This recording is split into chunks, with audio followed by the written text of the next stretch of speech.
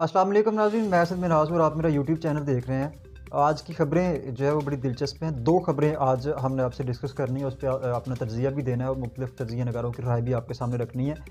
पहली जो ख़बर है वो तो सदारती निज़ाम के हवाले से है, जो कि इस वक्त पूरे सोशल मीडिया की ज़ीनत बना हुआ है और ट्विटर पे जो है बड़े-बड़े ट्रेंड्स चल रहे हैं सदारती निज़ाम वर्सेस पार्लिमानी निज़ाम के ऊपर। बड़े-बड़े सीनियर जर्नलिस्ट अपनी राय दे रहे हैं और इसके अलावा अपोज़िशन की जानिब से भी रिएक्शन आ रहा है और हुकूमत की जानिब से भी बड़े-बड़े दावे भी किए जा रहे हैं और बयानात भी दिए जा रहे हैं। सदारती निज़ाम पे हम बात करेंगे, लेकिन इससे पहले एक बड़ी दिलचस्प ख़बर है जिसको मैं जो है वो बयान करना और आपके साथ शेयर करना और उस पे कमेंट करना फ़र्ज़ समझता हूँ। वो ख़बर है हमारे हमसाया मुल्क भारत से, जहाँ उनके जो प्राइम मिनिस्टर मोदी हैं उनको जो है वो मुँह की खानी पड़ी है और उनकी जगह घसाई हुई है पूरी दुनिया पे।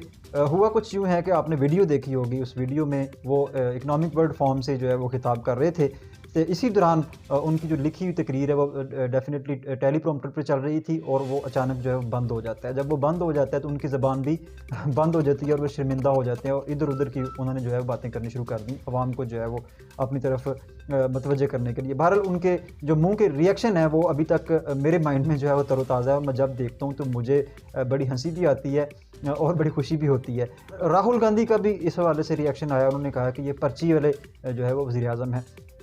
इसके मुकाबले में अगर हम अपनी मुल्क की तारीख़ पे गौर करें तो इससे पहले भी हमारे जो लीडरान थे, हमारे प्राइम मिनिस्टर थे, पर्ची वाले वज़ीर-ए-आज़म थे, वो भी पर्ची की तरफ देख के खिताब करते थे और उनकी भी जो है मुख्तलिफ़ जगहों पे इस तरह जागरसाई हो चुकी है।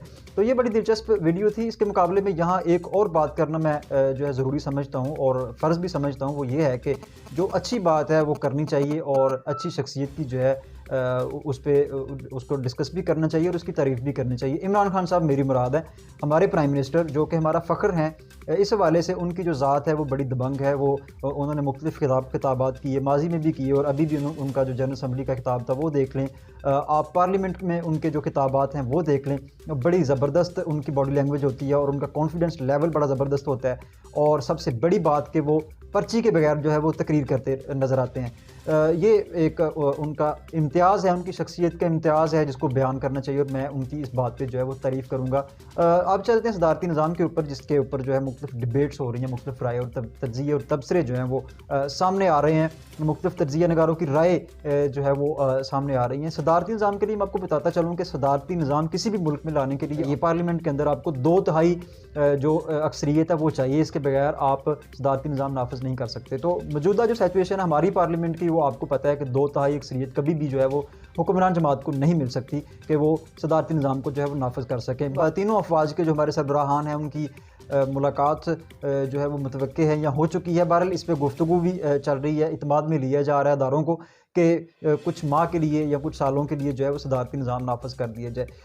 असल में इसका मकसद यही है कि इमरान खान साहब का मतलब ये है और उनके जो चाहने वाले हैं, उनके जो फॉलोअर्स हैं, वो ये बातें करते नज़र आ रहे हैं कि चूँकि ये जो सिस्टम है ये ख़राब है, लिहाजा इमरान खान साहब इस पे परफॉर्म नहीं कर पा रहे, लोग उनको जो है वो आगे नहीं बढ़ने दे रहे। तो अगर उनको वन मैन आर्मी बना दिया जाए, उनको सदर मुंतखब कर दिया जाए तो उससे मामला बेहतर हो सकते हैं और वो बेहतर डिलीवर कर सकते हैं और पाकिस्तान की जो अवाम है उसके जो मसाइल उनको हल करने की सलाहियत रखते हैं। बहरहाल तज्ज़िया नगारों के मुताबिक सदारती निज़ाम जो है वो नहीं आ रहा।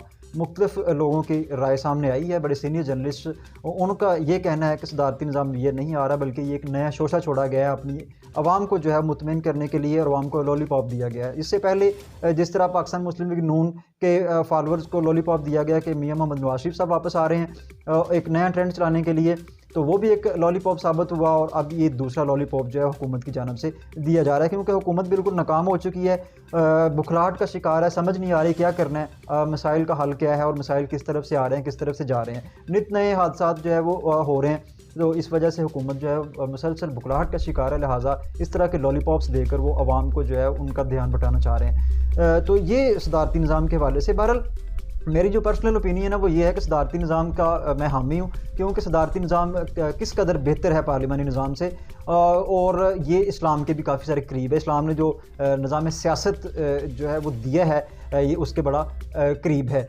बाकी जो भी हो, मुल्क के लिए बेहतर हो, मुल्क की आवाम के लिए बेहतर हो, हमारी तो यही दुआ है। अगर सदारती निज़ाम आए तो वो भी मुल्क के लिए जो है बेहतर हो। लेकिन इसमें एक तलख हकीकत ये है कि जो शख्स पार्लिमानी निज़ाम के अंदर जो है वो परफॉर्म नहीं कर सका, वो सदारती निज़ाम में कैसे परफॉर्म करेगा? क्यों, आप पूछेंगे क्यों, वजह क्या है? उसकी वजह यह है कि इस निज़ाम में भी वही लोग होंगे, 5, 7, 10 लोग या 35-40 लोगों का जो टोला है वो हम पे जो है दोबारा मुसल्लत हो जाएगा और इसमें बस यही तब्दीली आएगी। बहरहाल अदारे भी वही रहेंगे, परफॉर्मेंस भी वही रहेगी।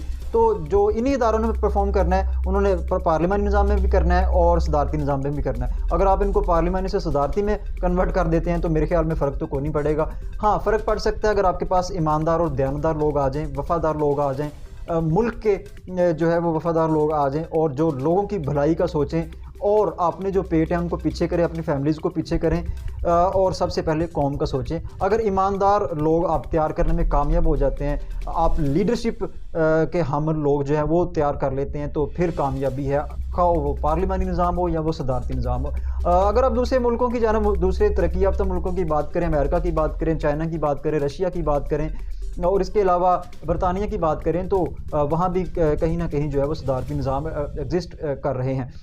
कहीं तो मुश्तरका निज़ाम है पार्लिमानी और सदारती, और कहीं जो है वो प्योर सदारती निज़ाम जो है वो वजूद में है। तो खैर ये एक तरक्की याफ्ता निज़ाम है, अगर ये हो जाता है तो बड़ा ज़बरदस्त है, लेकिन उसके लिए मैंने आपको पहले बताया कि ईमानदार लीडरशिप की जो है वो ज़रूरत है। बहरहाल दुआ गो है कि जो भी हो मुल्क के लिए बेहतर हो, मुल्क की आवाम के लिए बेहतर हो। खुदा करे कि आइंदा आने वाला वक्त जो है वो हमारे लिए बेहतर हो। एक नए व्लॉग के साथ आपकी खिदमत में दोबारा हाज़िर होंगे।